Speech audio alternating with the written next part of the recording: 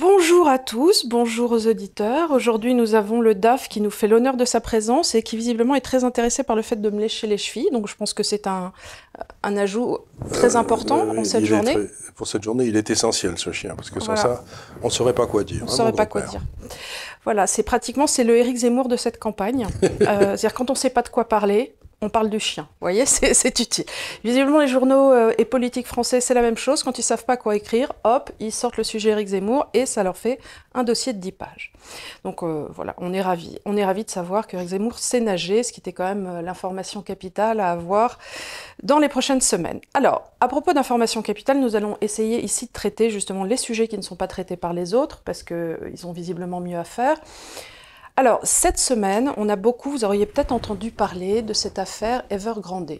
Alors, Charles, qui est quand même sommité dans le monde de la finance, va essayer de vous expliquer un peu ce qui s'est passé, parce que je pense que c'est une question importante, parce que beaucoup de gens nous ont agité les foulards rouges en disant « Oh là là, c'est une crise des subprimes, tout le monde va sauter, c'est Lehman Brothers all over again, on va tous mourir, on va tous mourir. » Alors Charles, dans des souffrances terribles. Dans des souffrances terribles, évidemment, parce que sinon c'est beaucoup moins drôle. Qu'en est-il? Est-ce qu'on va vraiment tous mourir? Alors, ça c'est certain. Oui, mais dans d'atroces souffrances ou pas? Et assez rapidement. Bon, alors, essayons de récapituler un peu. Evergrande, qu'est-ce que c'est? C'est une très très grosse société immobilière en Chine. Qu'est-ce qu'elle a fait? Elle a fait ce que font les sociétés immobilières souvent dans leur histoire, c'est-à-dire qu'elle a prévendu des appartements, elle a touché le cash de ces gens-là, avec lesquels elle a commencé les travaux. Et en général, en Chine, vous pouvez prévendre un appartement à peu près à 20-30% de la valeur de l'appartement, et ce sont souvent des petites gens. Donc, il ne faut pas que ces gens-là perdent leur argent. Politiquement, c'est pas possible. Bon. Si Evergrande saute, la question, c'est qui va reprendre les dossiers, les trucs qui ne sont pas finis, et qui va... Parce qu'il ne va pas, lui, reprendre et finir les appartements, alors qu'il n'a pas touché les 20%.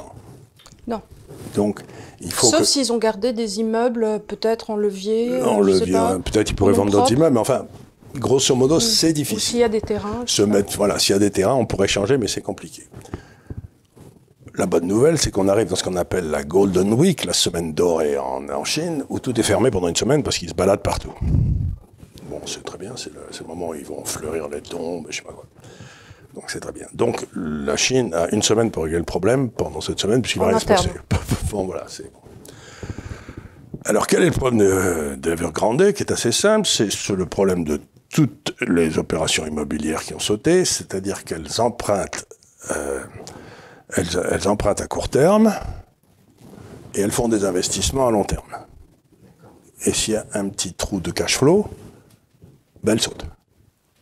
Parce que, en quelque sorte, la duration de leur bilan pour les emprunts est beaucoup plus courte que la duration de l'argent qu'elles vont toucher sur le long terme. Mais normalement, une entreprise normale qui fait ça, ça se calcule. Le gap que tu peux Voilà, et en général, ce que le calcul qu'avait fait Evergrande, c'est que la Banque centrale continuera à donner du fric, qu'il n'y avait pas de problème. Or, la Banque centrale chinoise, comme je l'ai dit depuis un nombre de fois considérable, a décidé de resserrer la politique monétaire depuis 1 an ou 2. Donc, ça saute. Alors, qu'est-ce qui se passe quand ça saute? Probablement, on va trouver 2 ou 3 sociétés à qui le gouvernement chinois, qui sont de la même taille ou un peu plus petites qu'Evergrande, qui vont racheter les différentes positions, les actifs, à qui le gouvernement chinois va faire des fleurs avec des prêts, avec des taux très bas pour compenser les 20%. Voilà. Donc, des aides à la construction, des terrains moins chers. Des terrains moins chers, et puis je te rends service, et puis je vais me débrouiller pour te compenser dans les ordres futurs sur les chantiers de centrales nucléaires ou je sais pas quoi. Bon, donc ça c'est le boulot du gouvernement, hein, d'essayer de trouver une cote mal taillée qui fait que ça marche. Qu'est-ce qui va se passer maintenant? Bon, les actionnaires de Evergrande vont tout perdre. Ça va à zéro. Bon. Les obligataires de zéro. Ça représente quoi en montant? C'est une grosse capitalisation. Ça doit représenter, allez, à peu près 1,5 milliard d'euros de pertes. Ouais, c'est pas mal, hein. C'est beaucoup, mais enfin, c'est pas la fin du monde, hein. Et les gens qui ont acheté du Evergrande, qui ont des Evergrande à ce jour dans leur portefeuille, c'est des petites gens ou c'est c'était dans la bourse, mais ça fait 6 mois que c'est en train de plonger, donc... A priori, on aura liquidé ces positions. J'espère que, en tout cas, nous, personnellement, d'abord, on n'en avait pas à l'époque, puis on n'en a pas racheté, parce que ça pue, c'était pas la peine. Donc, les actionnaires vont tout perdre. les obligataires vont tout perdre, ceux qui ont prêté de l'argent à Evergrande. Surtout pour les prêts que Evergrande a fait, ce qui était contre la loi chinoise d'ailleurs, en grande partie, ils ont été empruntés des dollars offshore. Ah oui, en plus. En plus. Alors là, il est bien certain que les Chinois vont dire, les dollars offshore, ceux-là, vous pouvez toujours vous brosser, vous ne les reverrez jamais, quoi. Donc, il va y avoir une perte importante. Alors là, je ferai deux remarques. Ça n'est pas une banque. Oui. Parce que quand une banque fait faillite comme Lehman Brothers était une banque, il faut mettre à zéro les actionnaires, mettre à zéro les obligataires, mais surtout ne pas toucher aux déposants. Parce qu'ils y sont pour rien, ils ne comprennent rien. Et puis oui, tu as mis de l'argent de ta retraite. Je sais pas quoi, tu as ton salaire. Tu as ton salaire qui est payé, puis d'un seul coup, plus rien. Donc, ce n'est pas une banque. Et donc, elle n'a pas d'effet multiplicateur dans le système bancaire. Ce qui s'était passé avec Lehman Brothers, c'est quand les gens ont vu que Lehman Brothers allait faire faillite, ils ont tous arrêté de se prêter de banque à banque. C'est-à-dire que parce qu'ils se sont dit... En se disant, oulala, qui a prêté avant ça à Lehman Brothers, ou peut-être c'est le prochain qui va faire faillite. Donc, je vais me retrouver... Donc, grosso modo, tout se bloque, tout se gèle. C'était ce qui s'est passé pendant 6 semaines au moment de Lehman Brothers. Plus une banque ne prêtait de l'argent à une autre banque. Oui, d'ailleurs, on l'a vu sur la vélocité de la monnaie et l'Asie qui se retrouvait... Qui se retrouve à zéro. À zéro. Plus rien, plus un dollar qui circulait. Plus un dollar qui circulait. Là, c'est pas une banque. Donc, il n'y a pas d'effet de multiplicateur bancaire qui est à craindre. Ça n'aura pas lieu. C'est juste... Le deuxième remarque que je voudrais faire, et qui me semble essentiel, c'est que le capitalisme, jusqu'à plus ample informé, ça marche s'il y a des faillites. Comme le disait un de mes amis économistes, il dit « Le capitalisme sans faillite, c'est un peu l'église catholique sans enfer, c'est difficile à vendre. » Ça marche pas. Bon. On va très bien d'ailleurs, dès qu'on parle plus de l'enfer, plus personne va à la messe, quoi. Il y a une espèce de relation qui me paraît assez évidente. Bon, c'est pareil pour le capitalisme avec la faillite.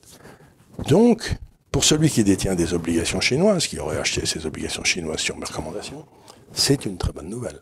Parce que ça veut dire qu'il ne veut pas foutre à l'air la valeur de la monnaie pour sauver Evergrande. Alors, explique bien ça, parce que beaucoup d'internautes me posent la question de nos followers, disent « Ah, mais alors, Charles qui recommandait terriblement la bourse chinoise... » Alors déjà, voilà. Alors, c'est le premier truc que je leur dis, il n'a jamais dit la bourse chinoise, tu as toujours dit les obligations. On rappelle qu'il y a deux choses, les actions et les obligations. C'est pas la même, une action, une obligation, vous prêtez de l'argent, une action, vous achetez un titre de la société et vous avez... vous avez abandonné votre argent pour une part de propriété. Pour une part de propriété. Là, vous avez prêté votre argent. Un dividende. Vous touchez un lot. Là, avec une obligation, vous passez un contrat, par exemple, avec un Chinois, qui vous remboursera à la fin. Parce que là, en plus, tu parles d'obligation d'État, pas d'obligation de société, absolument, en plus, qui est encore autre chose. Encore autre chose, mais ça veut dire qu'il n'y a quasiment aucun risque. Et donc, ce que j'essaie de dire, c'est que l'auditeur réfléchisse.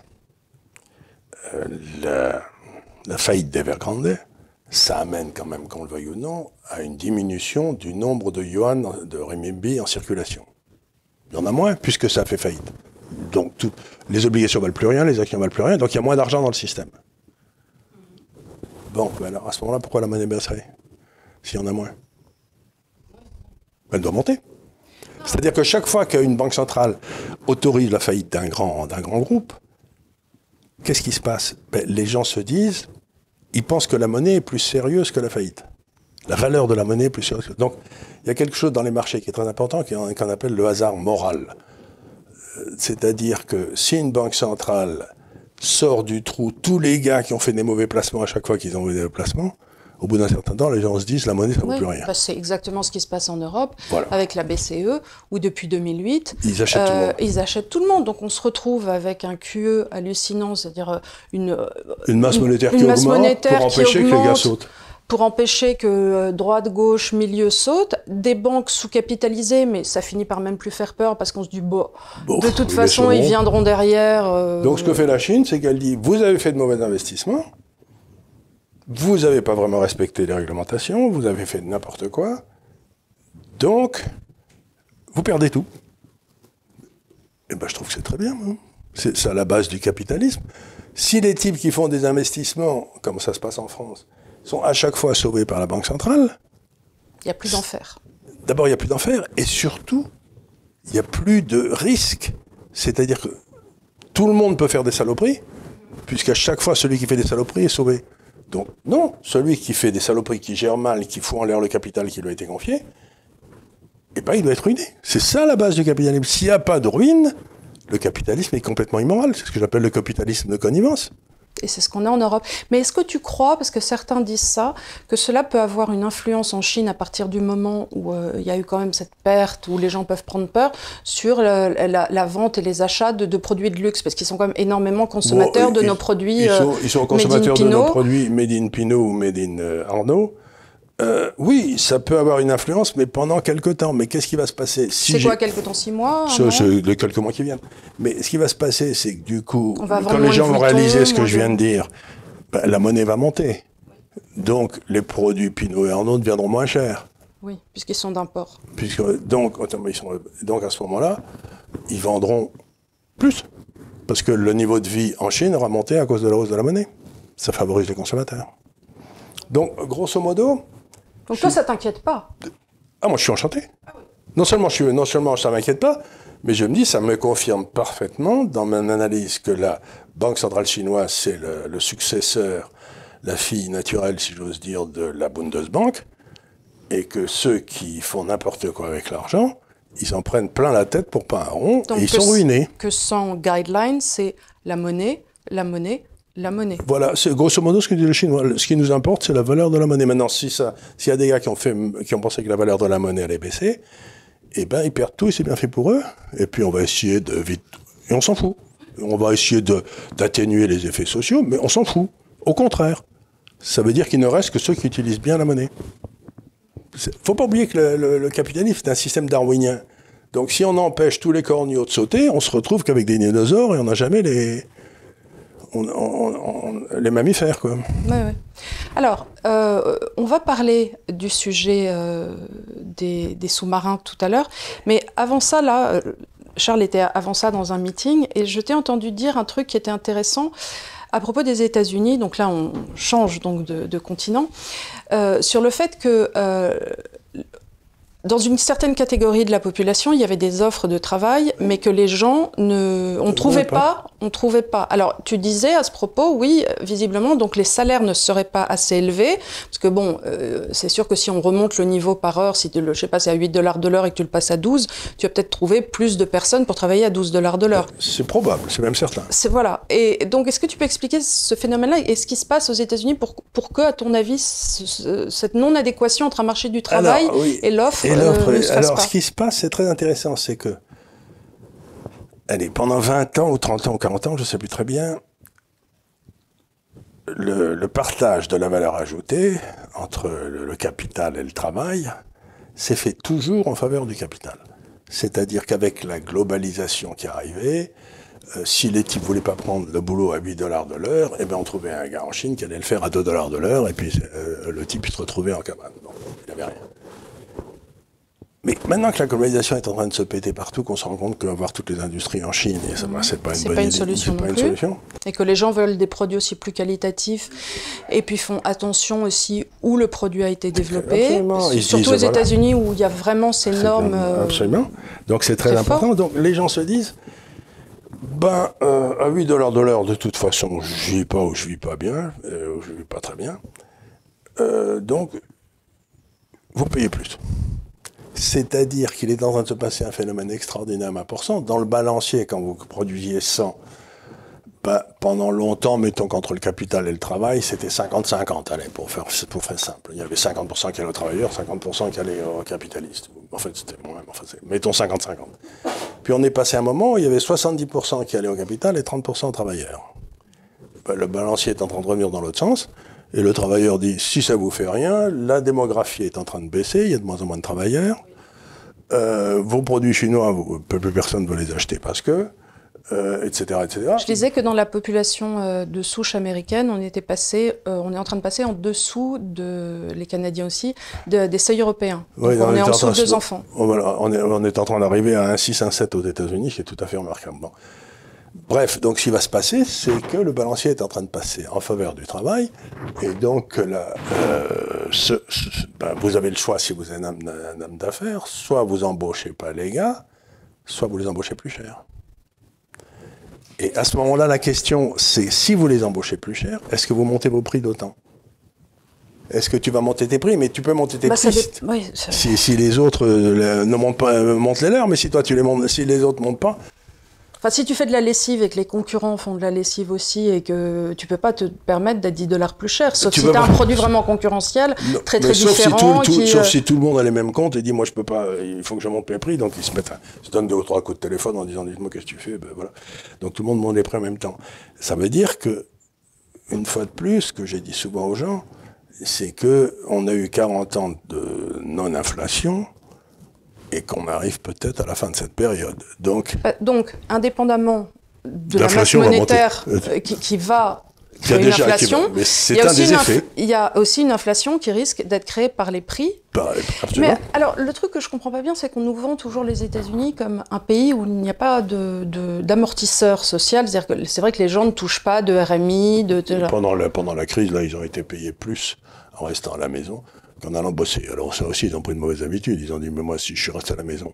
Alors maintenant, ça va s'arrêter, ces espèces de... Mais en même temps, les types, ils se disent, bon, ben... Après, on assiste effectivement à des nouvelles générations où le fait d'avoir un canapé, une connexion Internet, ça leur va bien. Ça leur va bien. Et puis ils voient pas du tout pourquoi ils devraient avoir le rêve américain, une voiture, une maison dans les suburbs, 2 enfants, un crédit.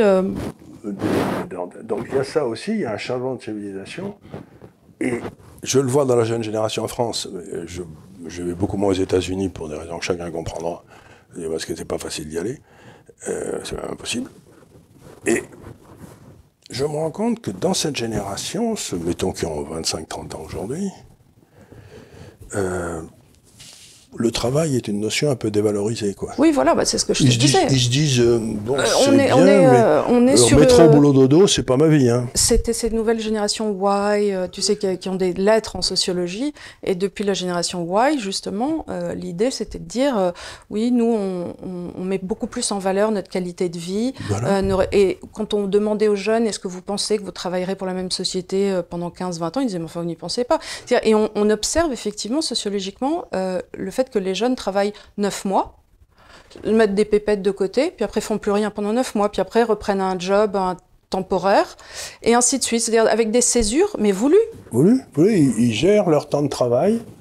Et alors, il n'est plus question non plus d'avoir ces horaires d'avocat. On voit ça dans les cabinets. Moi, j'ai des amis qui sont... Même chez Goldman Sachs, il y a une espèce de révolte des juniors, là, qui ont dit, écoutez, les 80 heures par semaine, si vous êtes gentil, mais c'est fini, voilà, quoi. Maintenant, on ne dort plus au bureau, quoi. Voilà, alors que nos générations, on ne remettait pas ça en cause. On était content d'être chez Goldman Sachs, alors on bossait comme des malades. On faisait comme des fous, c'était à celui qui mettra le plus d'heures dans la compta.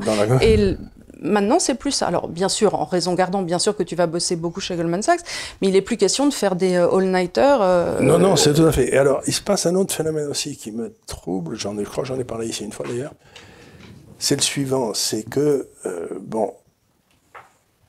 la façon dont une banque centrale fonctionne, c'est qu'elle a dans sa tête une espèce de truc en disant, bon, le PNB est à 120, allez, normalement, il devrait être à 140. Donc il y a une espèce de capacité inemployée, de gens qui pourraient travailler, de machines qui sont inutilisées, etc. Bon. À ce moment-là, si je mets de l'argent dans le système, ça n'a pas beaucoup d'effet, parce que tant qu'on est en dessous de 140, les gens, c'est la capacité, la production qui montera, et c'est pas l'inflation. Bon, très bien. J'espère que les gens voient pas. Ils essayent de calculer le PNB potentiel et de le mesurer par rapport où on est aujourd'hui. S'il y a un trou entre les deux, on peut mettre de l'argent dans le système, c'est pas grave. Bon. Et on fait ça aussi pour la population. On dit, la population, mettons qu'il y ait 80 millions de gars qui peuvent travailler, des hommes, s'il y en a que 75 qui travaillent aujourd'hui, il y en a 5 qui devraient travailler, et puis le reste, bon. Mais il se passe un phénomène curieux aux États-Unis, c'est que il y a à peu près 2 ou 3 millions de gars qui ont disparu des statistiques. On ne sait pas où on sait. Donc la banque je crois qu'on en avait parlé la fois, j'avais blagué en disant qu'ils étaient dans la montagne de Ayn Rand. Dans la montagne de là-bas. Et donc, ce qui peut se passer, c'est que la Banque centrale dit, bon, il y a 80 millions de gars qui peuvent bosser, mais s'il y en a 2 ou 3 qui disent, en aucun cas je bosserai, il n'y en a plus que 78. Donc, s'ils mettent de l'argent pour ramener à 80, ça va faire de l'inflation dans les salaires. Et c'est peut-être ce qui est en train de se passer. Alors d'ailleurs, c'est drôle parce que... C'est un peu compliqué ce que j'ai dit, j'espère que les gens ont compris, mais ce que je veux dire, c'est que la Banque centrale essaye de mettre de l'argent par rapport à un truc potentiel. Mais si le truc potentiel est beaucoup plus bas que ce que la Banque centrale croit, si elle remet de l'argent, ça va faire... l'argent, il va aller quelque part, quoi. Ça amène à la question que tu as posée tout à l'heure l'intervenant, qui était à propos du Bitcoin. Et tu avais fait ce parallèle rigolo, parce que là, en gros, ces 2 millions de personnes qui ont disparu, on pourrait imaginer que ça pourrait être des survivalistes. Oui, tout à fait, qui seraient là-bas quelque part dans les Rocheuses. Voilà. Et alors, ce qui est très drôle, c'est que dans les milieux survivalistes, où vraiment, San Grigio, enfin des trucs vraiment comme ça, les gens sont très investis souvent sur le Bitcoin. Oui. Or, s'il n'y a plus d'électricité, ce que les survivalistes anticipent, puisqu'ils disent, en gros, il faut être autonome parce que le système va se crasher un jour. Comment ça se passe? Alors, je veux bien que tu aies un générateur, mais enfin, si le système, vraiment, je ne sais pas si tous nos ordinateurs, s'il y a une espèce d'énorme breakdown... Si l'Internet n'est pas là, comment tu touches tes bitcoins ou tu les envoies? Tu peux rien faire. Mais comment tu vas chez le paysan, lui échanger des bitcoins contre... Donc, j'aimerais bien que tu redéveloppes ce que tu l'as développé, quand tu lui disais, voilà, pourquoi je ne crois pas tant que ça, moi, en tant que... Alors, bon, bien sûr, tu pars du principe qu'il est trop vieux. Mais au-delà de ça, pourquoi le bitcoin, t'es moyen? Le Bitcoin, d'abord, comme je dis, une monnaie, ça a 3 caractéristiques: instrument d'échange, réserve de valeur et unité de compte. Bon, très bien, c'est les 3 fonctions. Et historiquement, ça a toujours été adossé à un État. La monnaie, c'est César, comme je l'ai souvent dit. Donc, ce qui m'embête avec le Bitcoin, c'est que ça n'est pas une réserve de valeur, ça. Ça monte, ça baisse. Bon, ça a gagné de l'argent, mais dans l'ensemble, tu peux pas considérer que c'est un étalon de valeur parce que ça double ou ça diminue de moitié en une journée. Donc... D'ailleurs, à ce propos, l'or n'est pas une monnaie non plus. L'or n'est pas une monnaie aujourd'hui parce qu'elle n'est pas adossée à un État. Mais en même temps, tout le monde l'a toujours accepté. Donc il y a aussi une... Mais pourquoi ? Parce que l'or, c'est beau. parce que l'or, si on avait eu plus de diamants ou plus de rubis, on aurait accepté les pierres aussi, je suis sûr. L'or, c'est aussi le seul truc qui soit complètement...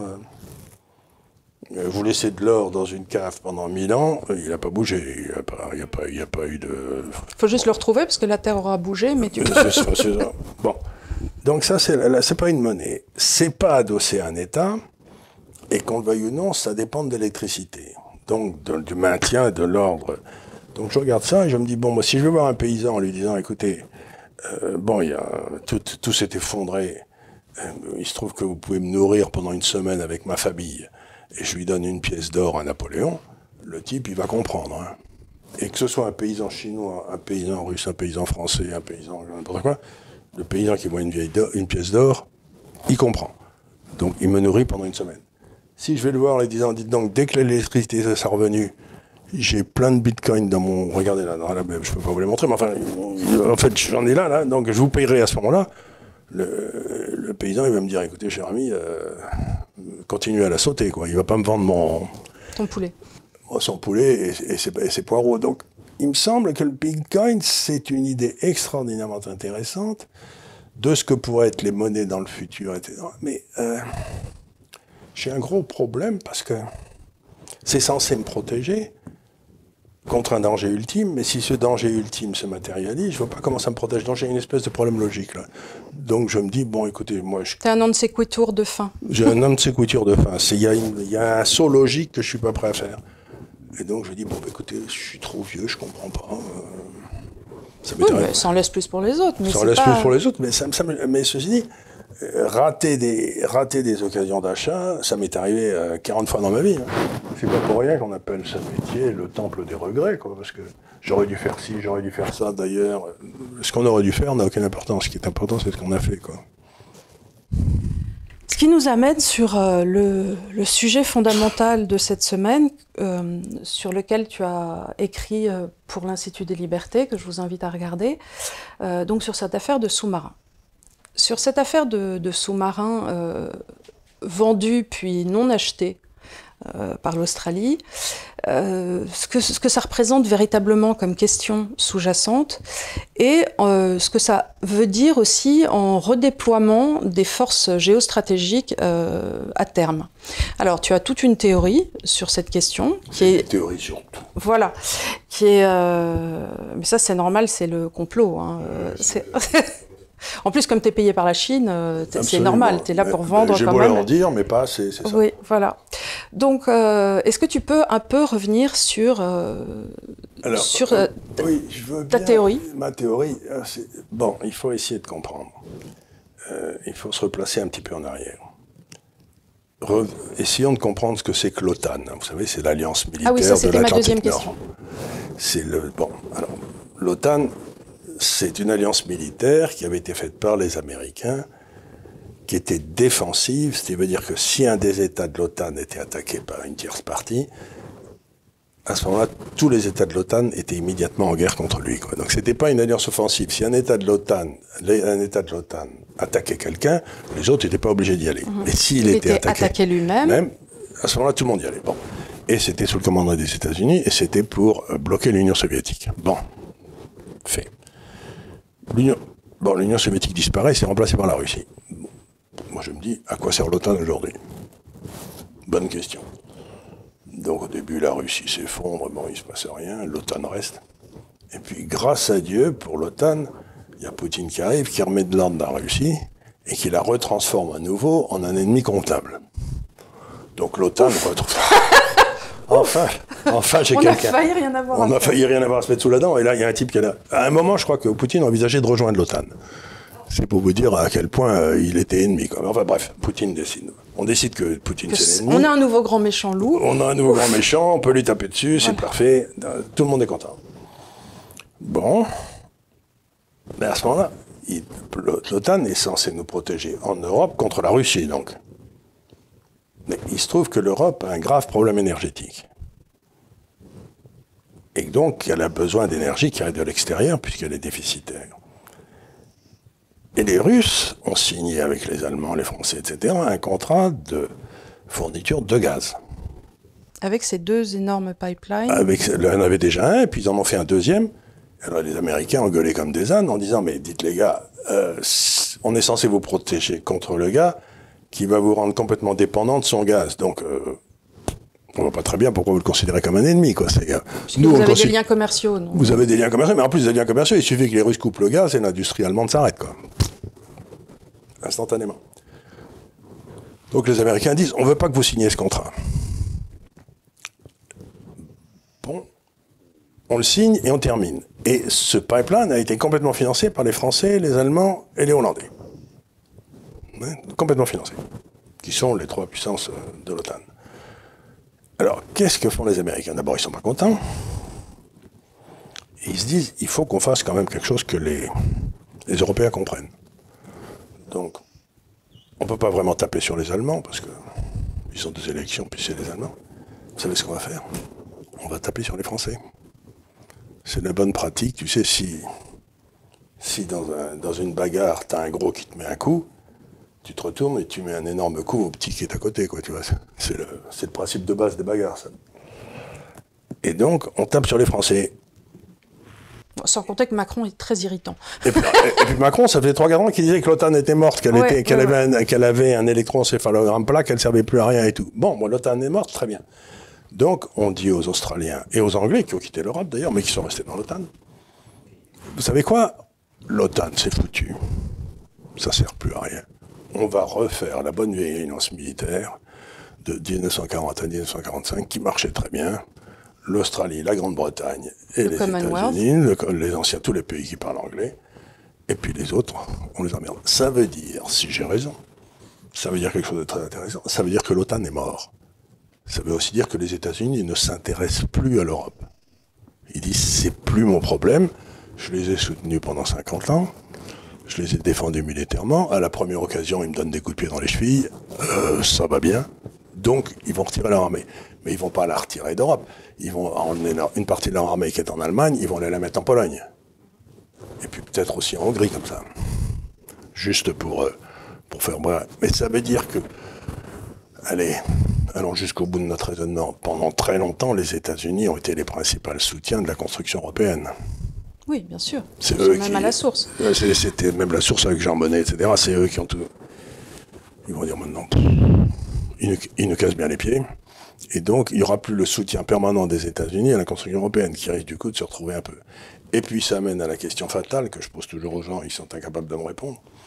Je leur dis, bon, alors, il n'y a pas d'armée belge, il n'y a pas d'armée hollandaise, il n'y a pas d'armée danoise, il n'y a pas d'armée allemande, il n'y en a plus. Les types sont syndiqués, quand on les attaque à 6 h du soir, ils disent, excusez-moi, c'est l'heure où j'entre à la maison. Oui, mais on l'a vu, là, on a eu le dossier passé devant devant l'Europe des 35 heures dans l'armée. Les cours de justice européenne se permettent de dire que l'armée française doit faire les 35 heures. Enfin, je veux dire, alors que dans le traité original, il y avait marqué qu'en aucun cas, les cours de justice ne devaient s'occuper des affaires militaires. Ça les a pas empêchés de déborder, de le faire quand même. Bon.